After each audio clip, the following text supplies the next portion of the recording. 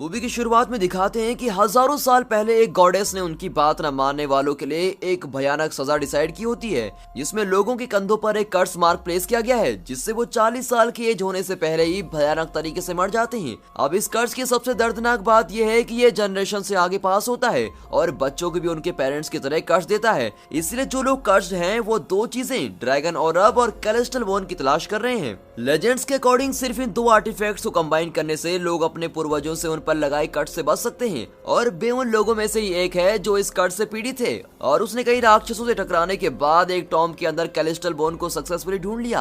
लेकिन इसमें उसकी टीम के ज्यादातर लोग मारे गए। उसके दोस्त प्रोफेसर सन ने बोन को ढूंढने का तरीका डिकोड किया है और ड्रैगन ऑरब की लोकेशन का पता लगाया है जो ड्रैगन माउंटेन के अंदर है। लेकिन मैजिकल आइटम उन्हें इससे जुड़े खतरों के बारे में नहीं बताता और ना ही ये कि उन दो आर्टिफैक्ट्स का कॉम्बिनेशन कर्स को कैसे खत्म कर सकता है। बे की एक दोस्त शेरली अच्छी खबर लेकर वापस आ रही होती है कि उसने एक लोकल फैमिली से कांटेक्ट कर लिया है जो माउंटेन में जाने का सीक्रेट रास्ता जानती है। आदमी जल्दी से अपने पुराने साथियों को रिक्रूट करता है, जिसमें काय नाम का एक मोटा सा आदमी, उसका दोस्त यूक और साथ में एक लिंग नाम की महिला होती है। दरअसल उन तीनों को भी बे की तरह ही कर्ज किया गया है और वो कैलेस्टल बोन को उसकी कब्र से लेते जाते वक्त बच गए थे। वो देश में यात्रा कर रहे होते हैं और माउंटेन के ठीक नीचे एक घर में पहुंच जाते हैं जहाँ एक महिला है और सबका स्वागत करती है। वो उनसे रात को वहीं रहने के लिए कह रही होती है जैसा कि पहले डिसाइड हुआ था, लेकिन बे ये कंफर्म करना चाहता है कि क्या सच में ऐसा रास्ता है। वो बताती है कि एक ही रास्ता है जो एक खतरनाक नदी से होकर जाता है और उसकी बेटी कॉन्ग उन्हें कल वहां ले जा सकती है।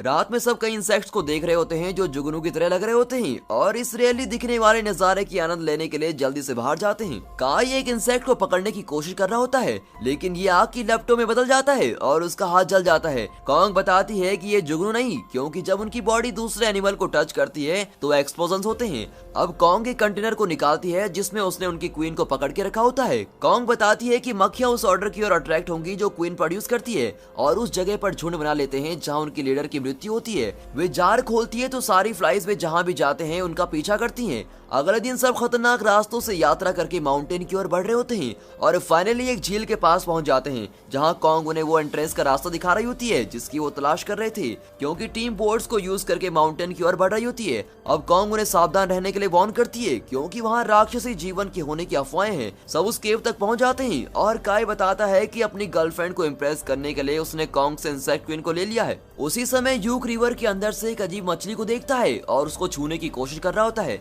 लेकिन एनिमल उसकी तरफ बढ़ता है और उसकी फिंगर पर बाइट कर लेता है जिससे पानी में भी खून मिल जाता है। अब अचानक इंसानों को खाने वाली सैकड़ों मछलियां उन सब की ओर बढ़ने लगती हैं और उनको खाने के लिए पानी से बाहर कूद रही होती हैं। वे अपने जीवन की रक्षा करने के लिए अपने हथियारों का उपयोग करके वापस लड़ने की कोशिश करते हैं, लेकिन जानवर संख्या में बहुत अधिक होते हैं और इसी दौरान काय लिंग को बचाने की कोशिश कर रहा होता है, लेकिन खुद नदी में गिर जाता है। अब मछलियां पानी में काय को देखती हैं तो झुंड में उसके पीछे आने लगती हैं और काय फटाफट नाव की ओर जाने की कोशिश कर रहा होता है और सौभाग्य से मछलियां उसे खाए इससे पहले वो आदमी नाव पर चढ़ने में सफल हो जाता है जब उसकी टीम उसके पीछे आ रहे क्रिएचर को मारने की पूरी कोशिश कर रही होती है।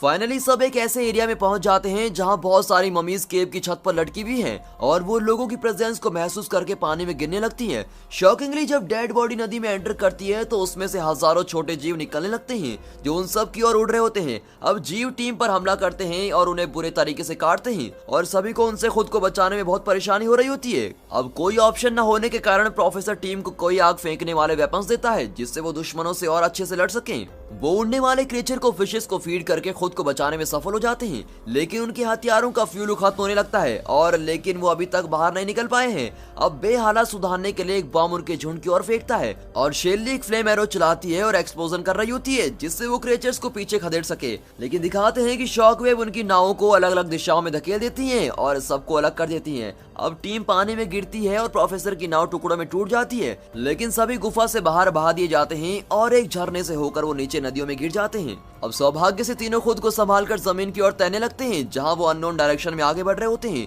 वहीं प्रोफेसर और उसकी टीम भी गुफा से बाहर निकल रही होती है जहां वो एक भयानक नजारा देखते हैं कि शवों को ममीफाई करके बड़े बड़े कंटेनर्स में रखा गया है। प्रोफेसर रेडियो सिस्टम को यूज करके बे से संपर्क करने की कोशिश कर रहा होता है, लेकिन कोई भी गैजेट नदी में डूबने के बाद काम नहीं करता है। अब बे को जंगल में अंदर तक जाने के बाद एक बड़ा सा फुटप्रिंट दिखता है जो हाल ही में बना होता है। अचानक वो पीछे से एक भयानक दहाड़ सुनते हैं और मुड़ते हैं तो एक विशाल छिपकली को देखते हैं जो उनकी ओर कूदती है। वो लिजार्ड नेचर से बहुत तेज और काफी स्ट्रॉन्ग दिखाई दे रही होती है। लिजार्ड शेरली की ओर देखती है और उसका पीछा करना शुरू कर देती है और रास्ते में आती है और हर चीज नष्ट करती जाती है। राक्षस फाइनली लड़की को एक पेड़ की ओर ले जाती है और शेरली तीर चला रही होती है, लेकिन उसके अटैक वेस्ट हो जाते हैं क्योंकि वो छिपकली की स्किन में घुस नहीं पाते। बे पीछे से राक्षस पर कूदता है और अपने चाकू उसकी स्किन में घोपने की कोशिश करता है ताकि महिला को दौड़ने का मौका मिल जाए और वो उसे प्रोफेसर को ढूंढने के लिए कहता है। लिजार्ड जबरदस्त फोर्स के साथ यूज करके बे को पीछे फेंक देती है और उसकी तरफ बढ़ रही होती है। इसी दौरान प्रोफेसर के ग्रुप पर भी वैसे ही क्रिएचर द्वारा हमला किया जा रहा होता है जो उन्हें मारने के लिए उनके पीछे भागता है। अब बूढ़ा प्रोफेसर अपनी टीम से पीछे रह जाता है। सौभाग्य से इससे पहले कि वो मॉन्स्टर प्रोफेसर को खा पाता, एक तीर राक्षस की ओर चलता है जो सीधे उसकी आंख में जाकर लगता है। ये एरो शेरली ने चलाया होता है और वो जीव को फुसलाकर उन्हें बचाने की कोशिश कर रही होती है। राक्षस महिला का लगातार पीछा कर रहा होता है जब वो फाइनली बे को भी भागते हुए देखती है और दोनों एक दूसरे की तरफ दौड़ते हैं और लास्ट मोमेंट में एक पेड़ के बल से लटक जाते हैं, जिससे दोनों मॉन्स्टर आमने सामने हो जाते हैं और एक दूसरे से टकरा जाते हैं। फाइनली दोनों टीम्स एक दूसरे को ढूंढ लेती हैं और प्रोफेसर कह रहा होता है कि जीवों की सुनने की क्षमता बेशक बहुत अच्छी होती है, लेकिन उनकी दृष्टि बहुत ही खराब होती है। लेकिन विशाल छिपकलियां जल्दी ठीक हो जाती हैं और टीम की तरफ फिर से बढ़ने लगती हैं, जिससे उन्हें एक बार फिर दौड़ना पड़ता है। अब सब एक चट्टान की एंड पर पहुंच जाते हैं और बे उन्हें किसी हॉलीवुड मूवी की तरह वहां से कूदने के लिए कहता है, लेकिन उन्हें जल्दी पछतावा होता है जब वो देखते हैं कि वे पानी में नहीं पत्थरों में कूद गए हैं। नीचे गिरकर खुद को बचाने के बाद काय अपने गर्लफ्रेंड को ऐसे चकमा देता है जैसे वो फ्यूचर में उसके बच्चों को सपोर्ट करने से बच रहा हो और महिला को जमीन पर गिरने देता है। अब इससे पहले कि वो अपनी इस हरकत के लिए माफी मांग सके, वो अपने साइड में देखते हैं और रियलाइज करते हैं कि वो असल में उन्हीं लिजार्ड के घोंसले में कूदे हैं। अब राक्षस क्लेवरली उनके पास आ रहे होते हैं और उन्हें कहीं भागने लायक नहीं छोड़ते, लेकिन पास में बादलों की गरजने की आवाज सुनकर लिजार्ड शॉक हो जाती है और जाहिर है उनकी सेंसिटिव हियरिंग ही सबसे बड़ी कमजोरी है जो सभी को वहां से भागने का मौका देती है। जैसे जैसे वो आगे बढ़ रहे होते हैं तो प्रोफेसर देखते हैं कि दूर एक उड़ता हुआ आइलैंड जैसा कुछ होता है और सुझाव देते हैं कि उन्हें वहीं जाना चाहिए। सब बादलों के गरजने से हो रहे शोर का फायदा उठाकर विशाल राक्षसों से दूर भागने लगते हैं और मैदान को पार करने में सफल हो जाते हैं, लेकिन बिजली गरजना बंद होने पर उनका सामना फिर से उन्हीं लिजार्ड से होता है। अब कोई और ऑप्शन न होने के कारण शेरली उन पर तीर चलाकर जानवरों को अपनी ओर अट्रैक्ट करने का फैसला करती है और अपनी टीम से दूर भाग रही होती है। वो एक चट्टान के नीचे छुप जाती है और लिजार्ड की पोर्ट साइड का फायदा उठाकर उन्हें एक एक करके क्लिफ से गिरने देती है। सब फ्लोटिंग आइलैंड की ओर दौड़ रहे होते हैं और बाकी राक्षस उनका पीछा कर रहे होते हैं। वे एक पेड़ की विशाल टहनी के ऊपर दौड़ते हैं जो आइलैंड तक पहुंचने का एकमात्र रास्ता लग रहा होता है, लेकिन राक्षस भी उस पर चढ़ने लगते हैं और अपने भारी वजन से पुल को तोड़ देते हैं। अब बे सबको आइलैंड की ओर दौड़ने के लिए कहता है, जबकि वो पीछे रुकता है और पेड़ की टहनी को तोड़कर छिपकलियों के रोकने की कोशिश करता है। आखिरकार वो टहनी को तोड़ देता है जिससे सब नीचे गिरने लगते हैं और वो अपने दोस्तों की ओर तेजी से दौड़ता है और फाइनल मोमेंट में कूदकर मुश्किल से गिरने से बच जाता है और राक्षस खाई में गिर रहे होते हैं। सब पीछे मुड़कर देखते हैं तो उन्हें इस हवा में मैजिकली उड़ रहे आइलैंड की खूबसूरती का एहसास होता है।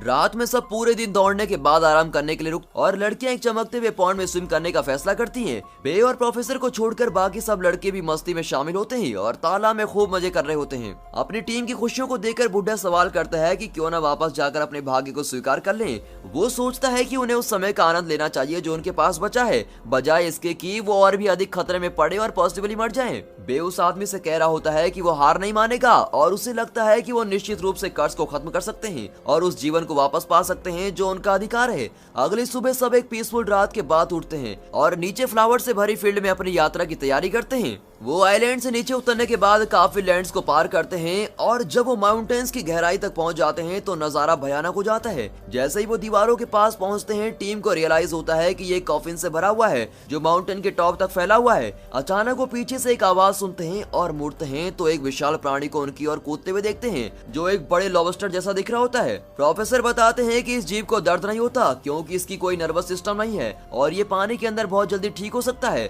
सब इकट्ठा होकर अपने वेपन से इंडिविजुअली उस पर हमला करते हैं और राक्षस को नीचे गिराने की कोशिश कर रहे होते हैं, लेकिन राक्षस बिल्कुल भी नहीं हिलता और उन्हें डॉग्स की तरह खदेड़ रहा होता है। अब आदमी रस्सियों का उपयोग करके विशाल लॉबस्टर को पकड़ने की कोशिश कर रहे होते हैं, लेकिन राक्षस बहुत ही शक्तिशाली होता है और आसानी से उनके जाल को ब्रेक कर देता है। राक्षस की नजर लिंक पर पड़ती है और वो उसकी तरफ बढ़ने लगता है, तो लिंक दीवारों की ओर भागने के लिए मजबूर हो जाती है क्योंकि वो कॉफिन्स पर चढ़कर हमले से बचने की कोशिश कर रही होती है। हालांकि लड़की राक्षस की पहुंच से बच नहीं पाती और ऊंचाई से गिर जाती है, लेकिन काय उसे लास्ट मोमेंट में पकड़कर दुर्घटना से बचा लेता है। अब राक्षस तुरंत हमला करने के लिए आगे बढ़ता है और लिंक अपने बॉयफ्रेंड को बचाने की कोशिश कर रही होती है, लेकिन वो राक्षस दोनों को दूर दीवारों की तरफ फेंक देता है। लेकिन सब फिर से रस्सियों का इस्तेमाल करके राक्षस को पकड़ लेते हैं और इस बार उन्होंने एरिया में बॉम्ब भी लगा दिए होते हैं जो लगातार फटते हैं, जिससे स्टोन के पिलर्स मॉन्स्टर पर गिर रहे होते हैं। शॉकिंगली राक्षस हमले से बचने में सफल होता है और सबसे दूर होकर पानी में भागने की कोशिश कर रहा होता है, जहां वो अपने घावों को ठीक कर सकता है। बे भी झील के अंदर कूद जाता है और भागते हुए जानवर की ओर तैरता है और उसको पकड़ने में सफल भी हो जाता है। आदमी ब्लेड का उपयोग करके खुद को कट मारता है और झील के अंदर खून फैला देता है, जिससे इंसानों को खाने वाली फ्लाइज उस एरिया में आने लगती है और वो जमीन की ओर दौड़ता है। बे सही समय पर झील से भाग जाता है और छोटी मछलियां खुद ही सेकंड में विशाल मॉन्स्टर को खा लेती हैं। जब सिचुएशन थोड़ी कंट्रोल में आने लगती है तो सब लिंक को धीरे धीरे उनकी ओर बढ़ते हुए देखते हैं, लेकिन तभी वे बेहोश हो जाती है और जमीन पर गिर जाती है। वे अपनी टीममेट की ओर भागते हैं और देखते हैं कि अपने लवर को राक्षस से बचाने की कोशिश करने से लिंक घातक रूप से घायल हो गई। वो काय को दुखी न होने के लिए कहती है और उसे उससे वादा करने के लिए कह रही होती है कि कर्ज को हटाने के बाद वो दोनों के लिए जिएगा। काय को देखते हुए महिला चेहरे पर मुस्कान के साथ मर जाती है। अब काय उसे गले लगाता है और तड़पते हुए चिल्ला रहा होता है। सब उसके शरीर को एक कॉफिन के अंदर रखते हैं और नदी से केव की एंट्रेंस की ओर बहा देते हैं, लेकिन अपने साथी का दुख देखकर उनका मोरल डाउन हो जाता है। प्रोफेसर उन्हें गिव अप करके अपने बच्चे में जीवन का आनंद लेने के लिए कह रहे होते हैं, बजाय इसके कि वे किसी और चीज का पीछा करते हुए इसको वेस्ट कर दें जो शायद रियल भी ना हो। बे असहमति दिखाता है और कहता है कि उन्हें आगे बढ़ना चाहिए वरना उनकी दोस्त की कुर्बानी बेकार जाएगी। अब सभी इस बात से एग्री करते हैं और इकट्ठा हो जाते हैं, लेकिन बूढ़ा उनके डिसीजन से बहुत ही निराश होता है और उनके शरीर को दफनाने का वादा करते हुए वहां से जाने का फैसला करता है। सब फाइनली कॉफिन पर चढ़कर माउंटेन तक पहुंच जाते हैं और एक गार्डन में आ जाते हैं जो कैलेस्ट्रल नेचर का लग रहा होता है क्योंकि इमारतें फॉग के अंदर छिप रही होती है। वे उस एरिया के सेंटर में पहुंच जाते हैं और देखते हैं कि ड्रैगन औरब को एक विशाल मूर्ति ने पकड़ा हुआ है, लेकिन तभी नीचे शोर होता है क्योंकि कॉफिन्स के अंदर से कुछ टुकड़ों में टूट रहा होता है। उन्हें बिच्छुओं की एक सेना उनकी ओर बढ़ती हुई दिखाई देती है जो उन्हें हर तरफ से घेर कर किसी भी तरह भागने का मौका नहीं दे रहे होते हैं। अब सब अपने हथियारों का उपयोग करके राक्षसों से लड़ रहे होते हैं, लेकिन दुश्मन की संख्या ज्यादा होने की वजह से वे जल्दी पीछे धकेल दिए जाते हैं। वो बे के लिए एक रास्ता खोलने की कोशिश कर रहे होते हैं और बे उस बड़े स्टैचू की ओर दौड़ रहा होता है और ड्रैगन औरब को पकड़ लेता है। वो अपनी टीम के पास वापस दौड़ता है, लेकिन जल्दी जमीन भूकंप से हिलने लगती है, सभी घंटियां बजने लगती है और शॉकिंगली सभी बिच्छू राक्षस डर के मारे पीछे भाग जाते हैं। अब बारिश का मौसम होने लगता है और बादल सूरज को बहुत जल्दी ढक लेते हैं। माउंटेन टूटने लगते हैं और एक बहुत ही बड़ा मॉन्स्टर गिरती चट्टानों के बीच से निकलता है जो लोगों पर जोर से दहाड़ता है। वे अपनी टीम को जल्दी से दौड़ने के लिए कहता है और वो गार्डन से भागने की कोशिश कर रहे होते हैं, लेकिन राक्षस बहुत तेज है और लोगों को घेर कर तुरंत रास्ता रोक लेता है। वो अपने बड़े मुंह का उपयोग करके हमला करता है और पूरे ग्रुप को एक शॉक वेव से हिला देता है। अब विशाल सांप आसपास की इमारतों को तबाह कर देता है और टीम पर जोर जोर चिल्लाने लगता है, जिससे वो डर के मारे भाग रहे होते हैं। राक्षस उन पर फिर से हमला करता है, जिससे काय गिर जाता है और उसके हाथ से वो जार भी गिर जाता है जिसमें फ्लाइज की क्वीन होती है। गिरने से जार में एक छेद हो जाता है।